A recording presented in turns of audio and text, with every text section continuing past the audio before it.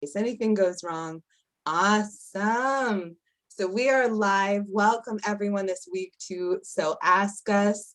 I appreciate everybody tuning in. And today we're talking with Evan Plotkin, who is the president of NAI Plotkin in Springfield, huge proponent of Springfield's resurrection, recovery, and also our partner for finding great commercial tenants for the Mill District.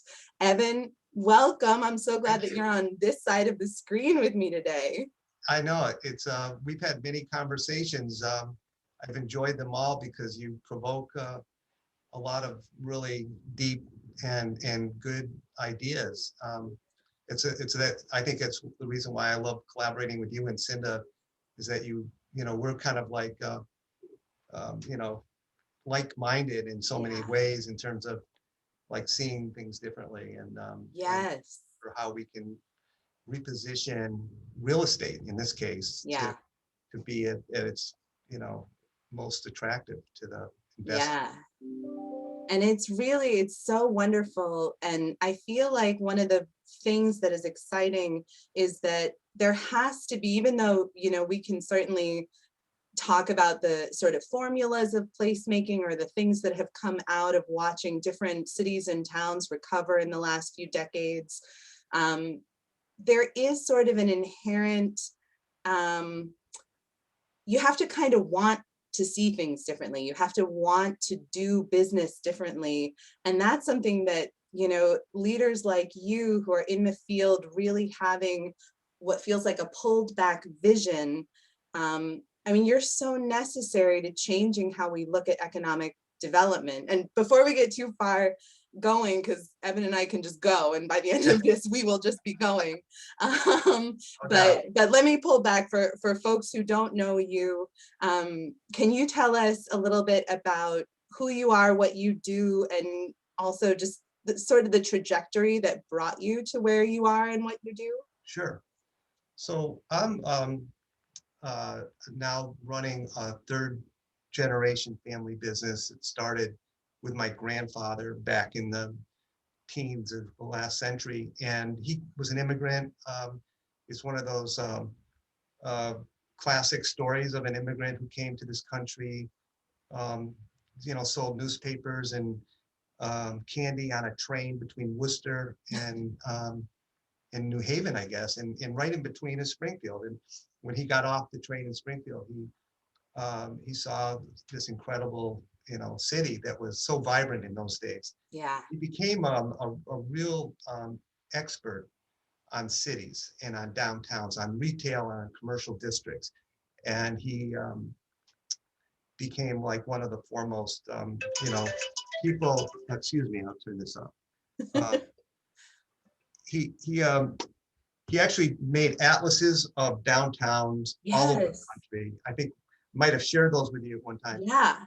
But so anyway, there was a rich history of not just a real estate person, but someone who had incredible love for the downtown. Yeah. The whole experience of the downtown. And he saw, and I have his lectures, he saw the coming of the demise of the downtown. He saw the development of the suburban malls and things that were, at the time were new. There was the idea of a supermarket. Just think about that word, supermarket. He used that term in sort of this sense, like there are these stores that are coming. They're going to be called, in quotes, supermarkets, and it was this was this new thing. Right. But the idea was that it was taking a lot of the stores off of Main Street, and it was going to put them into one box, and it was going to be outside of the downtown. And he talked about the automobile being such an important, and new kind of convenience for people, so they don't need to be in the downtown anymore, right? Where they could live and work. And so it's kind of ironic is that I'm trying to flip that around again, throughout my career, and to see how we can bring people back downtown, have less dependence on the automobile, and be, look at the downtown almost like a village, where all the conveniences that you need are there. You live and work and play right in that space, yet have decent transportation Yeah. infrastructure so that if you do need to go to Amherst, or you need to leave the city for whatever reason, that there's reliable transportation Yeah. to get you out. And so those to me are like key ingredients of a downtown in terms of its um, trying to create that sort of village environment, lack Yeah. of reliance on an automobile, turn parking lots back into parks, Yes. green up the downtowns and green up the space. Um, but I know I'm digressing here because you asked me about my history. So I just had to sort of give Start you that there. context of my Yeah. grandfather Yeah. and his vision and his seeing that this downtown was going away. So I find it very Mm. interesting what he loved about the downtown and how he talked about, mothers, with their babies in their strollers going down the wall. He was talking about we won't see these things anymore Right. back in the 1930s. And how wild for him to see that and to speak about it, and now for you to kind of be cleaning up a little bit Well, yeah, yeah. and what's even more remarkable is that he blamed this flight from the downtowns to the suburbs and Yes. to the Yes. malls as being, as I said, a product of the automobile.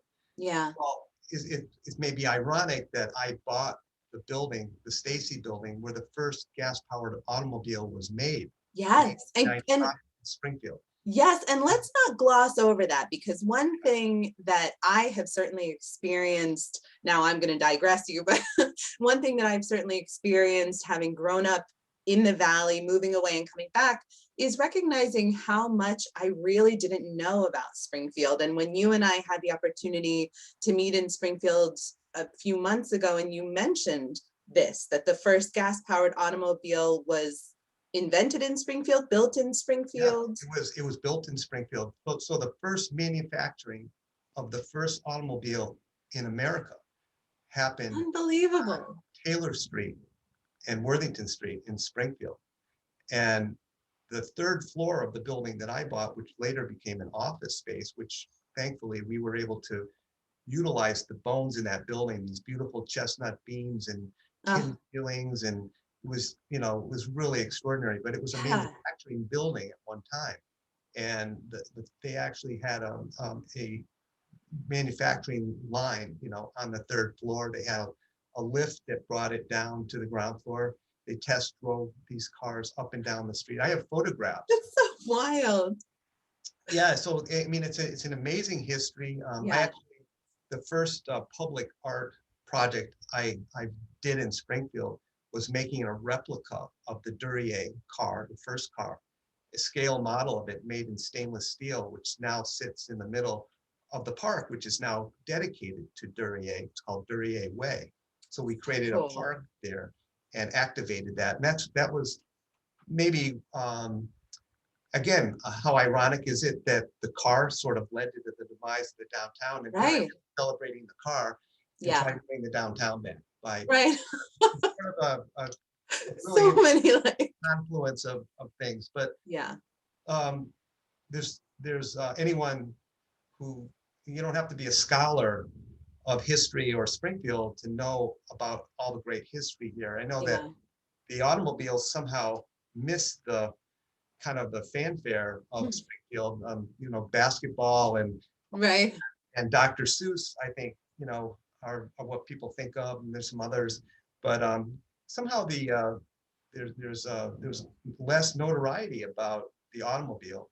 And if you Yeah. think about that car and the invention of a gas-powered auto, the reason why they used gas as a fuel is because they had sold gas in hardware stores all over the region.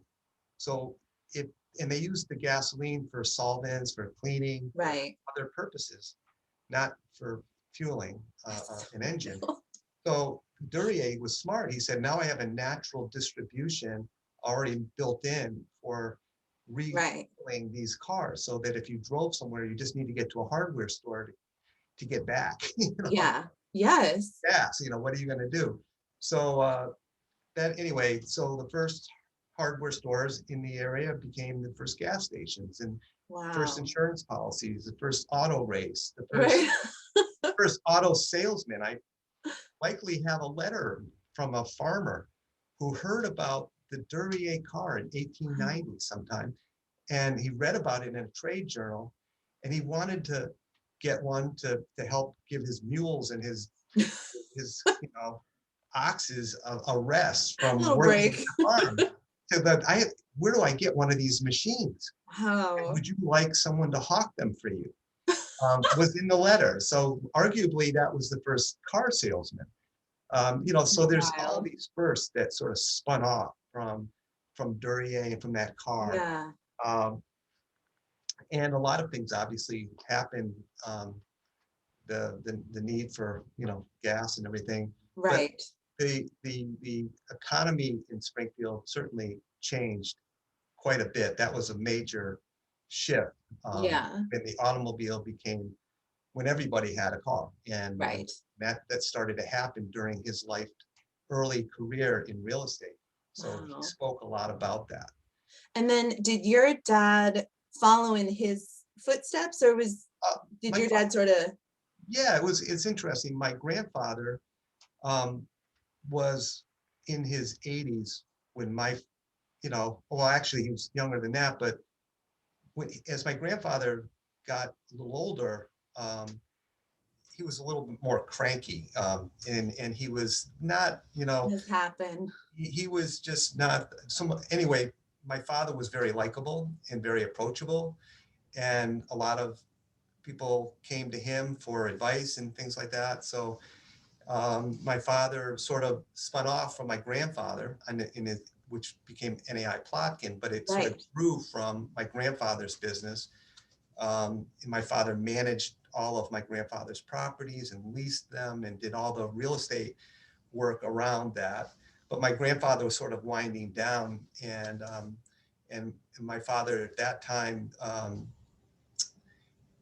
had been approached by doctors who were looking for places to practice, and he came up with the idea of creating a medical office building, which was at the time was very unique. The Oh, doctors, dentists, whatever, worked in the same buildings with accountants and architects, right. other businesses. It wasn't strictly medical.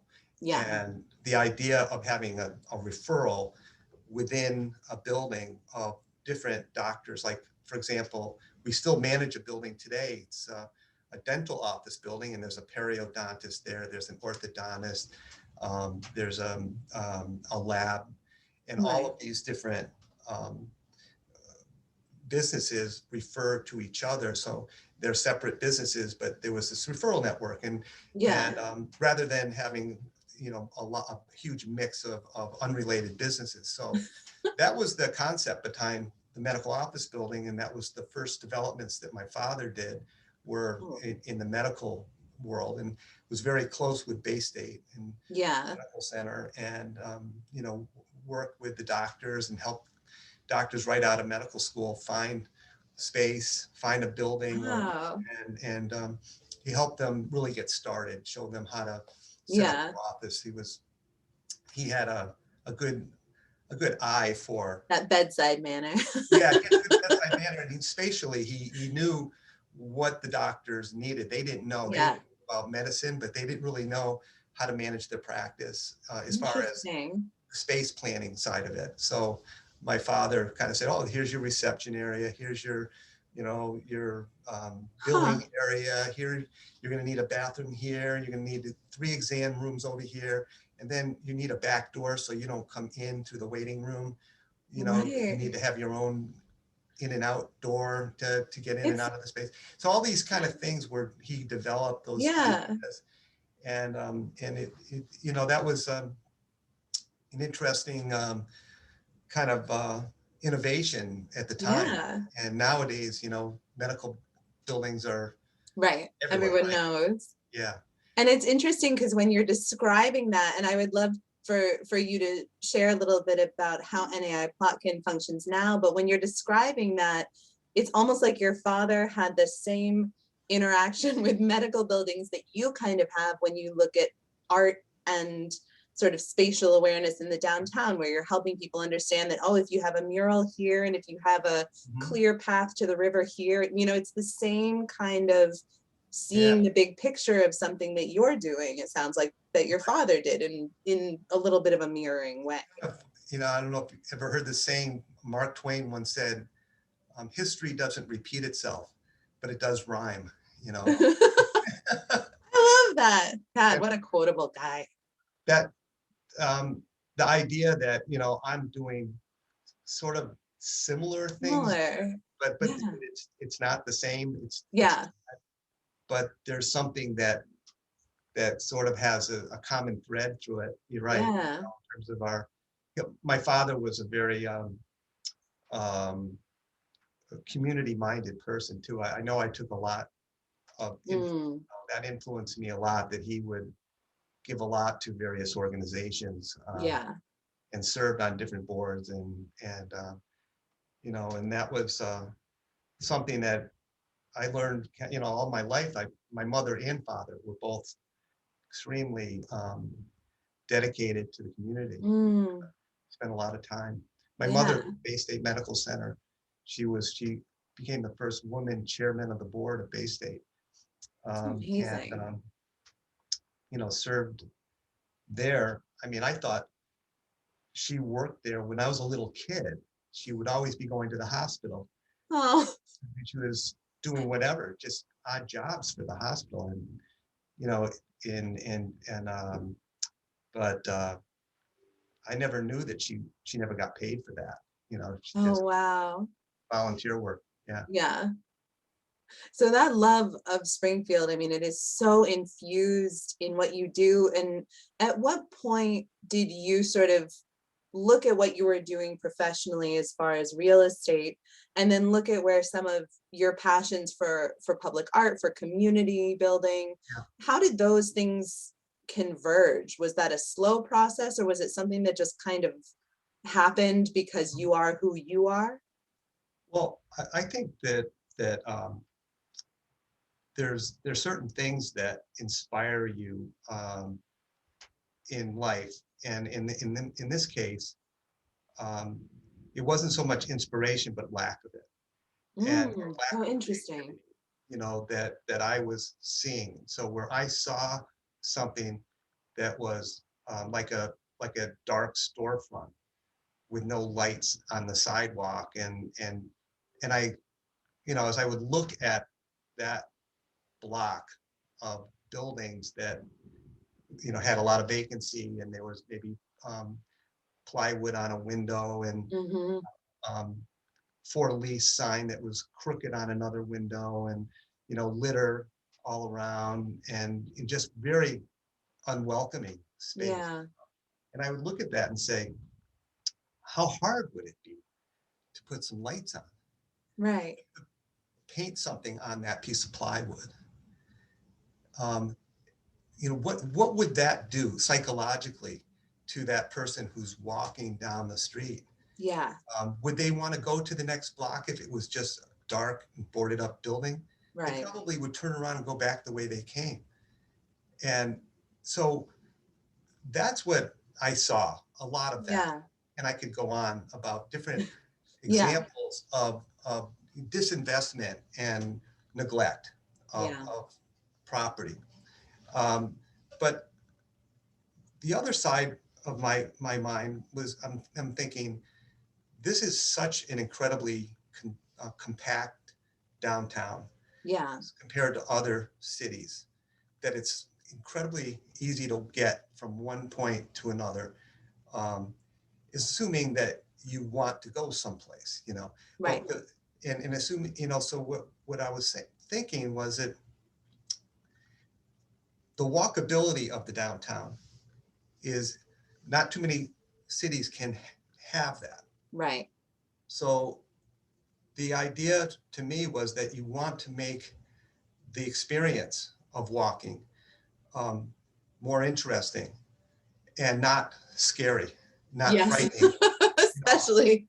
Yeah, you want to, obviously you don't want it to be threatening to you. Yeah. and right. darkness and, and boarded up windows and all of that. Yeah, That is a psychological barrier to walkability. right. If I look at cities as what is their walkability score, Yeah, like how easy it is to get around. And that means, you know, the crosswalks and the ways that you move around, whether it's right. you have bike paths, whether the sidewalks are wide or whatever.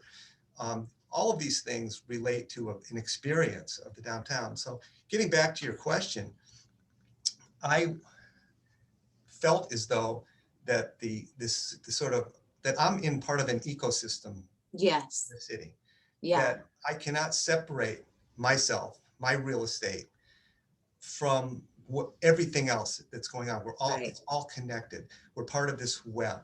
Right. And unfortunately, I saw that there were aspects of this web, of this that were disconnected Yeah. physically and psychologically, where there was, um, you know, uh, I remember one time I had a meeting at the museums, and I was with a friend, and he said, "Oh, come on, I'll drive." I said, "What do you mean you'll drive? It's an 8-minute walk, if that. It's a nice night. Why don't we just," Right. he said, "Well, do you want to really walk back at night? I mean, I mean, there was this fear Yeah. walking."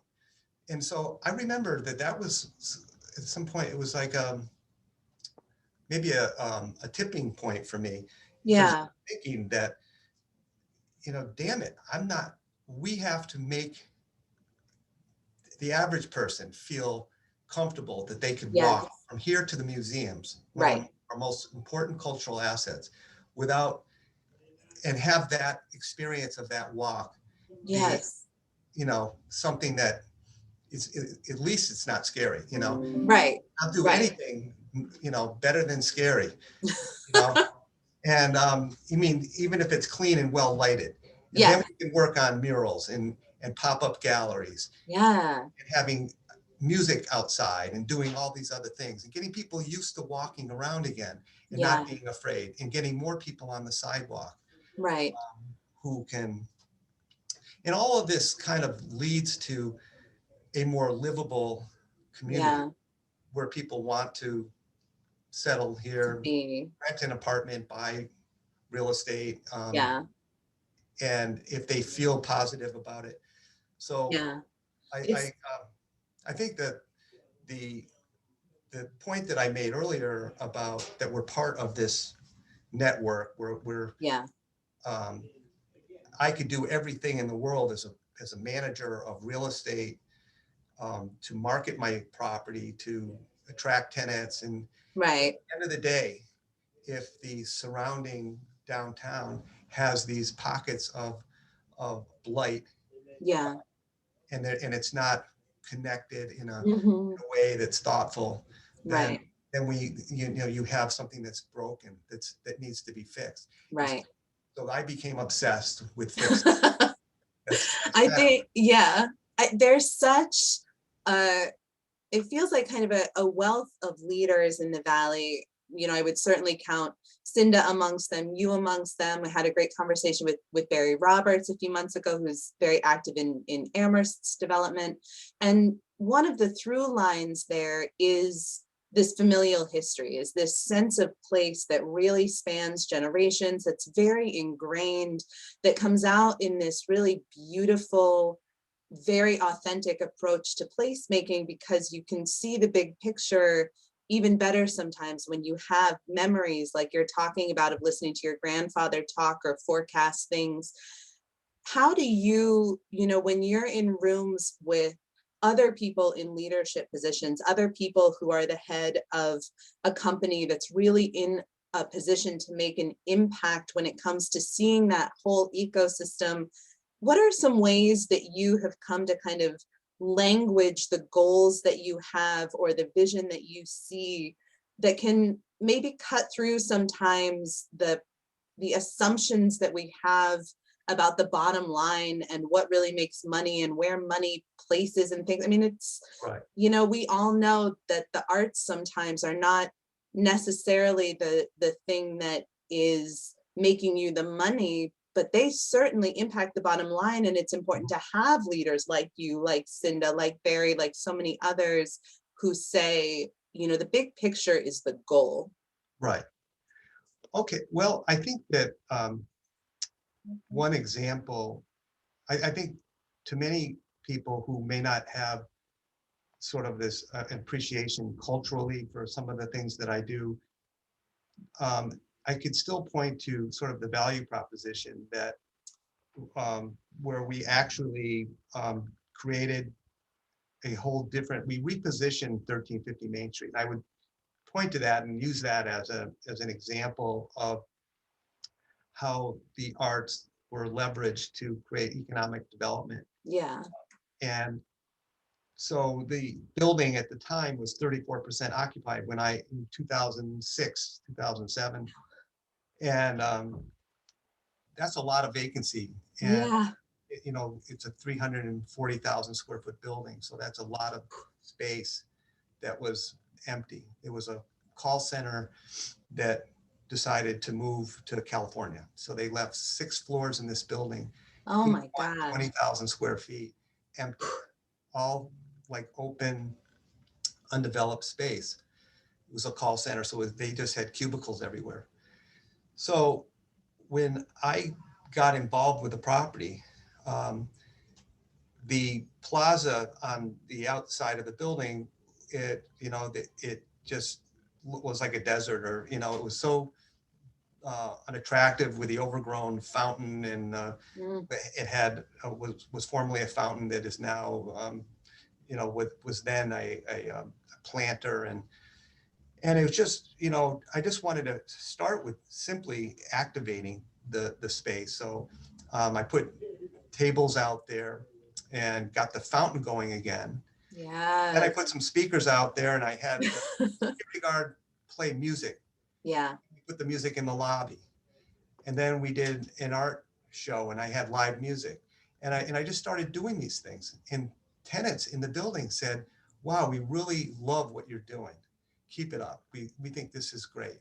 And we started attracting tenants like Spirit of Springfield, Judy Matt's organization, who does all the activation and the fireworks and the Forest Park Bright Nights, and she does all Right. that. She wanted to be where Not cool activity stuff was center. happening. Yeah, she Yeah. wanted to be in that environment, and it invites collaboration. It invites Yeah. people to step out of their ivory tower, Right. out onto the sidewalk, go out into the plaza, the patio, and to engage with other people. These are your colleagues, or they're at least you all work in this building, we all work Right. downtown, and now we can see each other in a different way than just having, this big wide plaza where people just go walk to Right. wherever they're going, and not really stop and reflect or be there around a beautiful fountain and all of that. So Yeah. I started to bring more things like that to help sort of um, give another um, uh, perspective of the building. And that just sort of kind of grew. Since we had so much space, Right. I said, let's use this for good purpose. So the story of the gallery, we created a 10,000 square foot gallery. Yes. I said, well, here you have this big open floor, and there's, it's going to be a while before I find a lease for this space, because I have so much space. It's just the activity wasn't strong enough to reserve that for business use. So Yeah. my good friend John Simpson, whose painting is behind me right now, Yes. who's a teacher at UMass, had a gallery and had his studio at UMass, was told that he had to move out of the building because they didn't have enough fire suppression. So he ended up Oh, coming to me and saying, Evan, do you have a place where I could store all this artwork, my students' artwork? I have nowhere to go to teach my class right now. so I said, well, let's take a look at what we have here. And I went Yeah. up to the 9th floor and I said, you can use this space, but I want you to hang everything and create and curate a gallery here, not just to store your art. Right. And that's what we did. And that became not only a beautiful gallery space, it's his studio, and it's also a classroom for the Commonwealth Honor College students who used to come up once a week for classes, but now he's doing Zoom classes. Right. Um, but that, so that kind of sort of happened organically. I have to say that I didn't say I want to create a gallery on the 9th floor, but right. the opportunity. There's a responsiveness there. Exactly. Being so open. It's looking, it's, we talked earlier about, a diamond in the rough, and, Yeah. when you look at an empty floor and you say, this is not producing anything right now in terms of revenue, and the building has to sustain itself by having rental income. We know that John is, so the idea is that, while this is dormant space, let's activate it and make it productive. What can we do in this? Yeah. So the idea of creating the gallery then led to that hosting the first meetings of the Springfield Cultural District. Oh, and wow. All the cultural district, directors from the Commonwealth of Massachusetts, and who were looking at Springfield to whether they were worthy of getting the designation as a cultural district, which I was on that committee trying to convince them. And they said that the rest of the city should pick up on what Evan and John are doing, because that's exactly what the city needs. And what a compliment. Kind of showcased the murals we did the public art, all the different sculptures that we did downtown, the sneakers and all that. Right. We could talk about that. But the idea was that to suddenly create now, not just in art space, a gallery space, but to have public events there. So Health New England would have their annual meetings there, and their gala events. Organizations that wanted a cool, hip space with beautiful artwork to kind of do strategic planning sessions. Inspired. Numerous. I mean, Charlie Baker, our governor, has had 2 different fundraisers up there. It's so Paul Patrick. I mean, so we're not. This is not a political building. We just we want more people to come up there. They're walking through the lobby of the building. They're seeing how beautiful this building is. Yeah. And so you're getting more foot traffic, people into the building. And later, across from the gallery, we developed a 10,000 square foot fitness center too. So, so we have on that floor is mind, body, and spirit. Pull it all together. Yeah. That came, I didn't say, well, I always felt we needed to have a fitness center here. I thought that would be a great attraction. Wasn't sure that I wanted to be in that business. No. So I kind of waited until I found someone who was looking for a space to open up a gym. And I brought in there, I said, where have you seen a gym on the 9th floor of a building overlooking the Connecticut River? And it has amazing gym views. See Hartford from there. And you can be on your treadmill or whatever. And he does personal training, and there's beautiful, locker rooms and showers and towel service and all that. So I said, that's obviously very cool. And then you can leave there and take a stroll through the gallery. So great. So we're trying to just continue to utilize space productively. Right. And I think getting back to your original question, there's so many things that beg that they need attention, where you see the lobby of my building at one time, the beautiful granite walls, but it was there's nothing there, it was just, it was kind of boring, Yeah. So I like to spice things up and make it interesting. Absolutely. So we did a series of different pop-up galleries in the lobby. Yeah. And it's become, we're actually going to be doing a new one with John's work, just like we did at the Mill District. Yes, I was just going to shamelessly plug that actually, because I think, you know, that idea of activating space, we've had the wonderful good fortune through working with you to connect with John, and for anyone who has not seen John Simpson's work, a lot of it, including the piece that is behind Evan, is very large. And so we had we had the great opportunity to get works like this, and it's a new series that John had done, so it was exciting for him. And we installed about 10 of them in the currently available commercial space in the Mill District that doesn't have anything in it yet. And just the addition of those paintings, and really the concept that any space can be activated. Any space can have some art in it, can have some sculpture, can have a gathering when COVID is not around anymore. You know, the idea that very often people need to feel that extra energy or have that sort of visioning assistance with more art, more color. You know, are there people that you come in contact with that are like, oh yeah, this, you know, art stuff, it's just sort of secondary to everything? And how do you sort of shift the conversation to make it clear that this stuff is not secondary? It's hard, you know. It is hard. Some people, you know, you're not going to change them at all. Um, Sure, I sure. remember early, I don't know, it was maybe 15 years ago, maybe 20 years ago. I was in a strategic planning process with some other stakeholders downtown, and they divided us into groups, breakout groups, you know, to kind of discuss what we thought were the 5 things that the city needs to do to Right. move ahead and things like that. And so I wrote down and shared with my group a lot of placemaking ideas, cultural, you know, development ideas, turning, you know, pop-up galleries, public art exhibits, all that kind of things that we really need to do. They, you know, so I went through a series of, I had all this stuff like pent up in me, you know, that Right.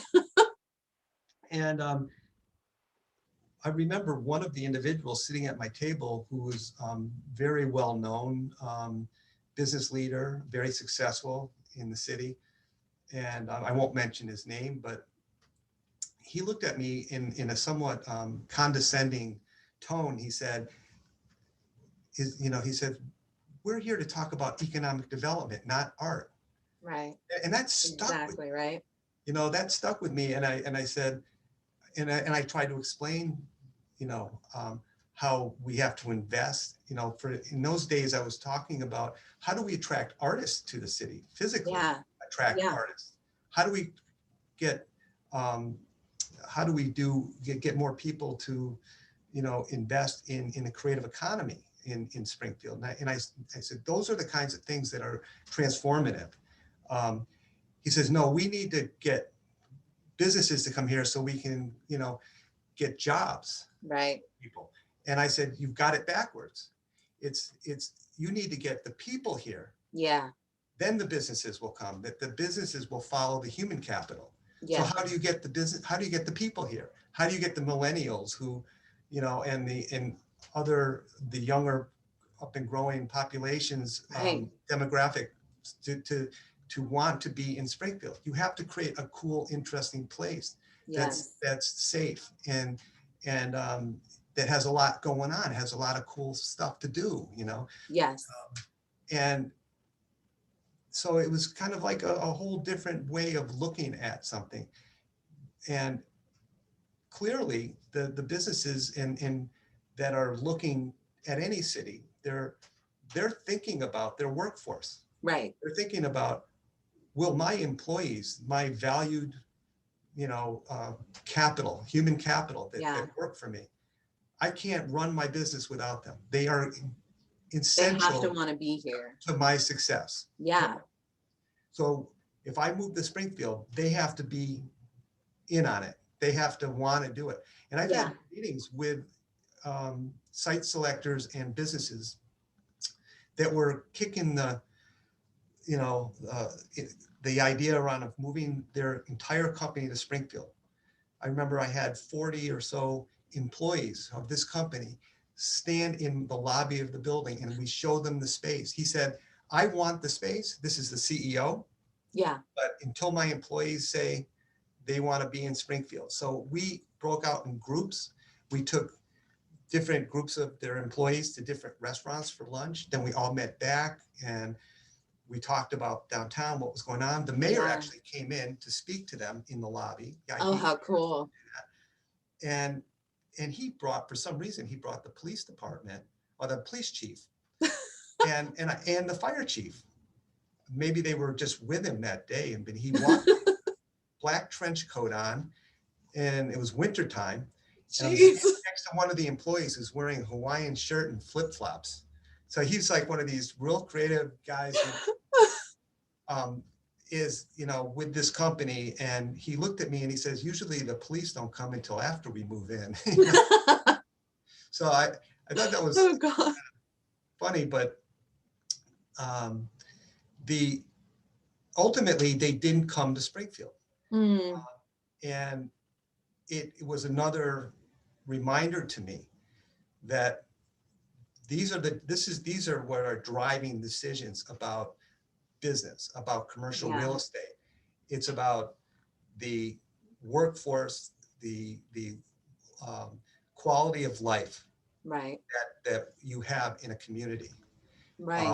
And I would, you know, Amherst has an incredibly great quality of life, and that's why the Mill District is going to be a tremendous success once we move out of COVID and start to really do stuff, you know, in a bigger way. But there's definitely a sensibility that Springfield is, you know, or it's had this reputation that it's been unsafe. All these derogatory kind of feelings that people have. They look at Channel 22 or they look on the web, you know, and they do research on a downtown. What do they find? Unfortunately, they find articles that have been, you know, news stories about unpleasant things. Nothing about the jazz festival or the arts that we're doing and the different things that we do. So the propaganda, you know, is out there, not necessarily intentionally, but if someone wants to do some research on Springfield, they're not going to always find the good stuff. And so that's also part of why I do what I do. I'm trying to change the conversation about Springfield. You know, whatever that has been. How do I reframe that in a way that people can see what we do have? And I could talk at length about all of the incredible advantages we have here logistically, socially, walkability wise. You know, there's so many things that we have here. There's such a rich community. But we have to build more loyalty. I think that is at the heart of the matter. In my mind is, how do you create loyalty for a city? So, and you'll know you've done it when the Uber driver who picks you up wants to tell you about the 3 great restaurants that you got to try while you're here. So the first people sometimes that you meet from a community are the taxi drivers, the Uber drivers, or the person who you're renting a car from at the airport, the clerk or the person who checks you into the hotel. Those are your first impressions of the people who are from this place. And if those people say, geez, you better not, you know, if you want to go to a restaurant tonight, you ought to take a cab, even though it's 2 miles away. That's not ideal. Those are things that have transpired in Springfield in the past, not so much anymore. So the idea that it's not safe is a huge barrier. Absolutely. Absolutely. Like work like what's behind me in creating public art is a way for that I can't enforce. I'm not a police officer, I certainly support more people, more, cops on the street, in a city like Springfield.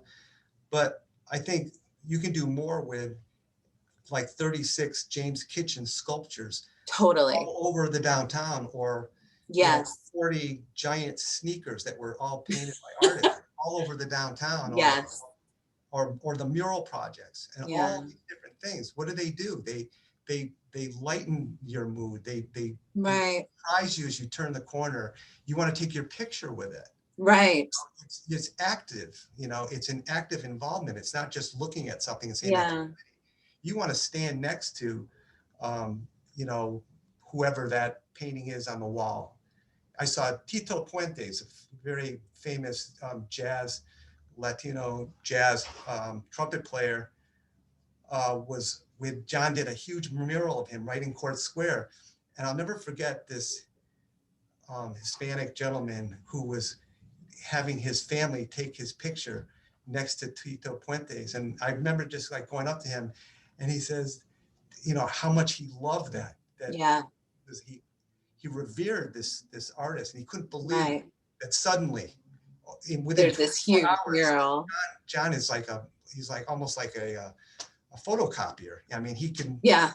His look at portraits something are and amazing. transform it onto a wall. Yes. It's like amazing. In literally 2 days, he Right. a Right. almost a photo realistic image Yeah. of all these different artists. There's Muhammad Ali. There's Yes. And they're so worth Judy seeing. And you, Garland. yes. And you bring up something so important. And I will just say, because we are so in our conversation, I haven't said yet, if you have a question, if you're tuning in and you have a question, please feel free to put it in the comment section and I will get it over to Evan. I do not have to be the only question asker, but I do have another question, because I think you touch on something so important, and it is sort of that middle step that I think sometimes gets glossed over for a lot of different reasons, which is not, you talk about attracting people to live in a place that will bring business, and we talk about tourists coming to a place that sustain that business, and then there's also the people that live in a place already. And I think for placemakers or placekeepers, however someone kind of titles themselves, that population is really crucial as well. And when you mention someone who, I don't know if the gentleman you're talking about was from Springfield, but maybe from the surrounding area, who sees a mural go up and feels connected to and represented by and a little more seen by that mural being there, how do you go about kind of encouraging that engagement with the people that live in a place? And I think Springfield, your point about the sort of media story that's being told about Springfield, that for so long was being told about a lot of our cities. I moved back to this area from Philadelphia, and that was certainly a lot of media stories that city was trying to overcome from decades before. How do we support the kind of reigniting of a positive sense of place and a positive sense of inclusion for people who've been living in that city, who stood by that city, who, right, feel strongly about that place? How do we really make sure that we are including everyone in the revitalization of a place? Well, I think you have to definitely include the property owners that have multifamily properties downtown. So if you're talking about people who are here, not just 9 to 5, but are here, 7 days a week. They wake up Sunday, Yeah. and when you ask them, what they would like, and I think I mentioned one of them, is that having a good transportation infrastructure is Yeah. important, because if you live downtown and it has almost everything you need, where you don't have to actually own a car. That seems to me to be the goal. And a lot of people who live downtown, they may share a car, so they maybe their spouse or their Right. has one car. But the idea would be that if the public transportation can get you wherever you need to go, Yeah. the downtown becomes more viable. And so those are some of the conversations that I've had with people who love downtown, but Yeah.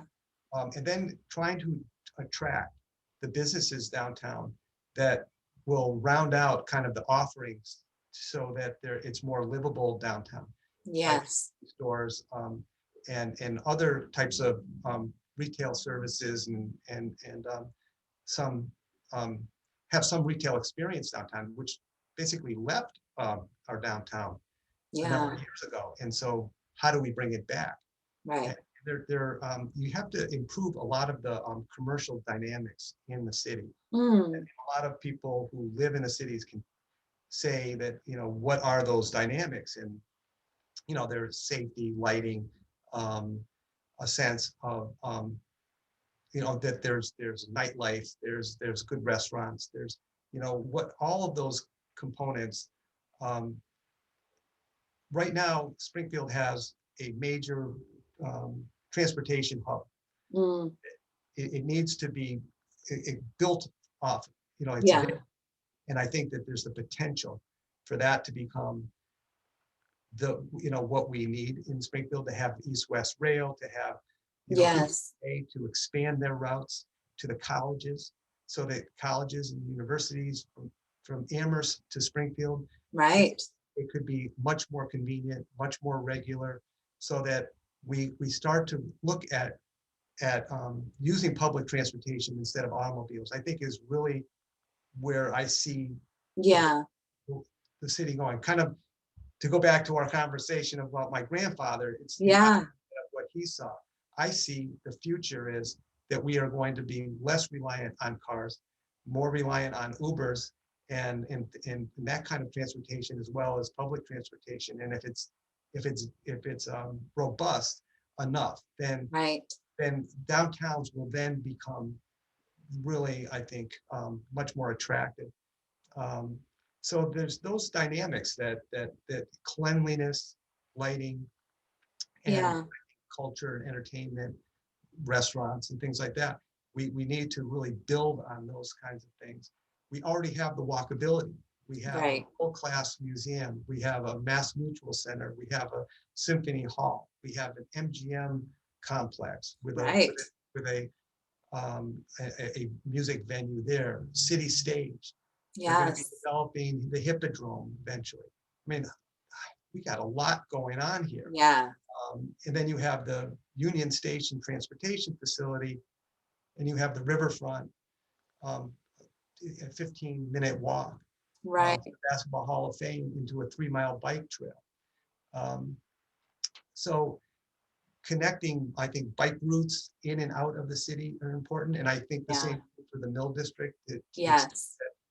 We can create more bike trails and connect them to existing trails Absolutely. are like really would be high priority things to create that walkability. Yeah. There's a lot of things that translate to any development, any retail development. Now you want to think about some of those dynamics that you Yeah. need. Yeah. And they're so crucial because now I feel like we're moving into, some real questions around climate change, questions around how we get around and how we connect to one another. I think, pointing to transportation and walkability and safety and bikes and all of these things that are really kind of coming into their own a little bit. Do you think have you seen the conversations around some of this stuff become easier, more of the moment in the years that you've been doing this? Yes, yeah, I Yeah. think a lot easier. Yeah. I think, as I mentioned before, after we did what we did here at 1350 Main Street, during a recession and, Mm. and a down market, we went from a 34% occupancy to an 80% occupancy. Wow. So, Wow. I mean, when I said the proof is in the pudding, I mean, Yes. here's an example of, Now, I can't say that everything is tied to these cultural placemaking ideas, Sure. but Sure. but the idea was that I didn't just look at this building and say, okay, I want to make this building great, Right. and I'm going to run it as well as I can and be a great manager and do all that. Yeah. Um, I have to also see, how does this building and the economics of this building, how does that tie into the rest of the downtown? Right. What is our place here as a landmark building in the city? Right. You know, we have a responsibility, number one. Number two, there's so much that needs to be done everywhere else. And one of my partners said to me, when I was working on a competing Class A office building downtown, helping them curate their lobby with art, um, and doing things to help the system. It happened to be Mass Development who owns the building. Yeah. They asked me if I would help them with all this. So I did. And my partner said that, you know, they're our competitor. You shouldn't, this is kind of like trade secrets. You're giving away the secret sauce, Evan. You want to do that. And I said, you don't understand that we are all connected here. Yes. All part of, we have, you know, as the tide rises, all boats rise. That's And right. so I want them to be successful. I want them to look at the creative uses of space and how to activate their building. I don't want just to be the only show in town. What good Right. is it? You want to have other things going on in the downtown, Right. and you know, and show them that it can be done. And then we then had White Lion Wednesdays that we did here. Then all of a sudden they started doing these beer gardens all over the downtown. So My partner cool. said, look, they stole your idea. I said, great. You know, I mean, They should. It was a great idea. go for it. Go for it. The more the merrier. I'm happy. Yeah. I like a lot of different bars downtown. I don't want to have just one. Right. You know, I want to have a lot of restaurants, and it creates the synergy that Yeah. we need in a city by having this dynamics going on where a lot Yeah. of different things are happening, sometimes all at the same time. Right. And I've seen the, you know, probably the most perfect and grand example of that was a few years ago. We had Taj Mahal as our headliner at the Jazz Festival. Yeah. So, and we had about 6,000 people, 7,000 people in the audience. And at the same time, Mass Mutual Center had a very well-known comedian there, and they had sold out the Mass Mutual Center. So before Taj Mahal got on the stage, the Mass Mutual emptied out because it was the end of their show. Taj was going on at like 9 o'clock or 9:30. Nice. 5,000 people emptied out of the Mass Mutual Center into, Oh my and it was a sea of people. And I was actually giving the key to the city with the mayor to Taj Mahal. And the mayor was standing on the stage with me and looking out. And as a matter of fact, I don't know if you can see this. Oh, you can't really see it. Yes, yes, no, we can see it. Yeah, come bring it really up close. John's painting is going to dominate. Yeah, anyway, sorry, that didn't work that great, but it's a picture of the mayor, me, and Taj. And but when we looked out at the sea of people, the mayor looked at me and said, "Evan, this is unbelievable. Mm, Ever seen the city looking this good?" yeah. And I said, "No, Mayor, I have not." And the next week, sometime, he wrote an op-ed piece, and he declared that the Jazz Festival was the signature event in the city, and that it is, and then he, you know, he gave me the title of the Renaissance Man, which I'll take anything, you know, That's right. but as long as he would continue to support it now. Yeah. So they didn't believe that we could bring the Jazz Festival into downtown Yeah. and have it work in an urban setting like that, a free festival, and Man. draw that kind of people, that many people, and have so many different ethnic groups and classes of people and different, every Yeah. person you can imagine, white, black, Latino, you know, Yeah. and, they were all in like communion together. It was like Yeah. a party of all our brothers and sisters who all live in this community. Yeah. And to be, it was such a sense of joy, that I got. And I Yeah. think so many people have told me how meaningful that is to them. Yeah. Either things like that is how you, I think, how you rebrand a city, how you fight back against those Channel 22 or whatever, the media's obsession with murders and crime. Yeah. I understand that's how they sell, Sure. what they do. And I don't, fault them for it, other than, it sucks, to have, Yes, when you're it sucks. a tenant, to take space and you read that, oh, another murder, we had this many murders in Springfield this year, and that's on the Mhm. front page, and you go, how can I get that?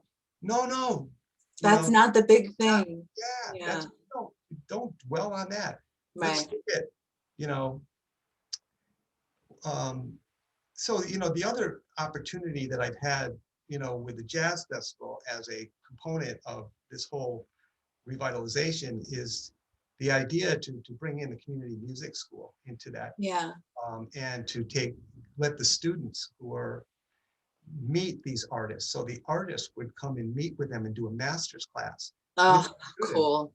the night before the festival. And they Yeah. would have private performances with these students and them telling their story, like Charles Neville told his story to the faculty and students about, working and touring in the Jim Crow South, what Yeah. that was like as a Black, and with Ray Charles and B.B. King, and people Right. like that, and then these kids, and some of them are teenagers down to like 8 or 9 year olds, they were just like blown away that they were in the presence of somebody like that, Right. and got to see him perform the next day and actually get up on the stage, and do some of the Oh performance. my gosh. So, Yeah.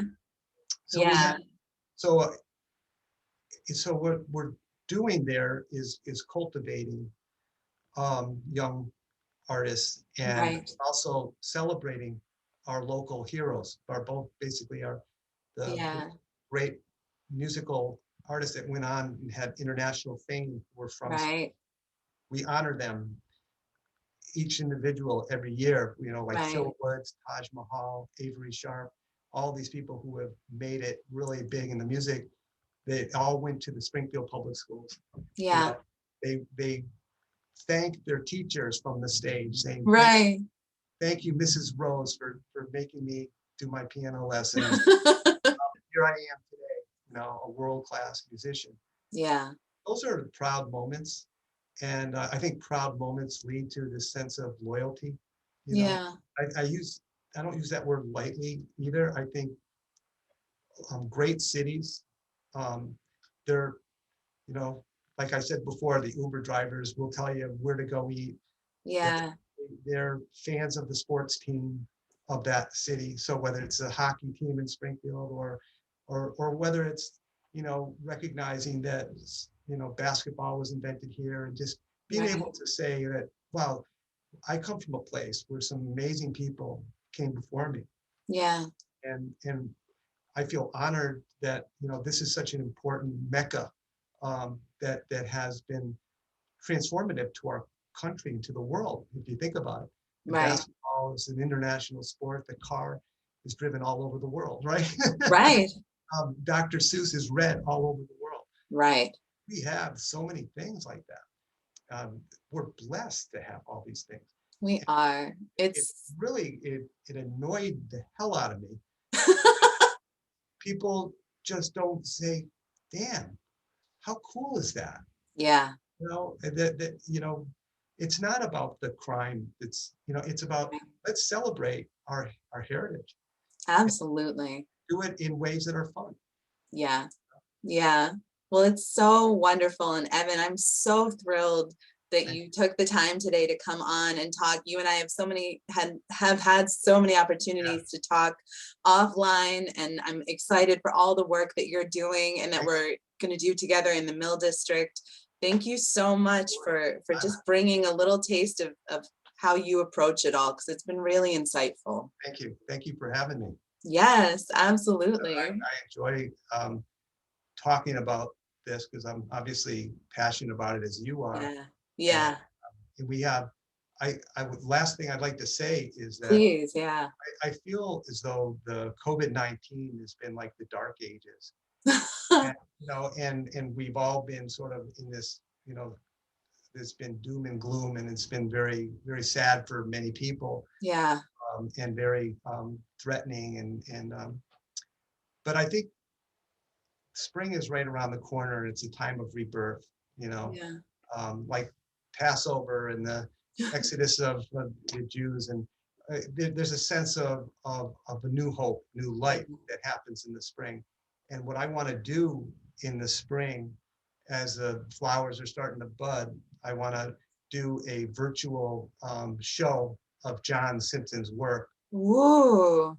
Which is kind of to symbolize sort of the Renaissance, which followed the Dark Ages. Yes. And we're coming out of this, and we have to have a path of optimism.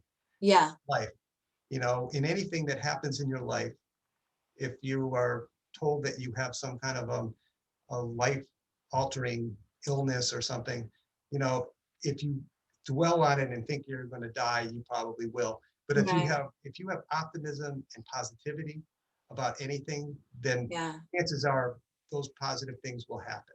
Yeah. And so we need to kind of collectively do what we can as individuals to bring about this sense of positivity. So I'm going to create a movie, and I'm working with a videographer to kind of showcase the artwork. And one of the things I'd like to do is have him go up and shoot John's paintings up at the Mill District. Yes. Have that be part of this thing that we are doing.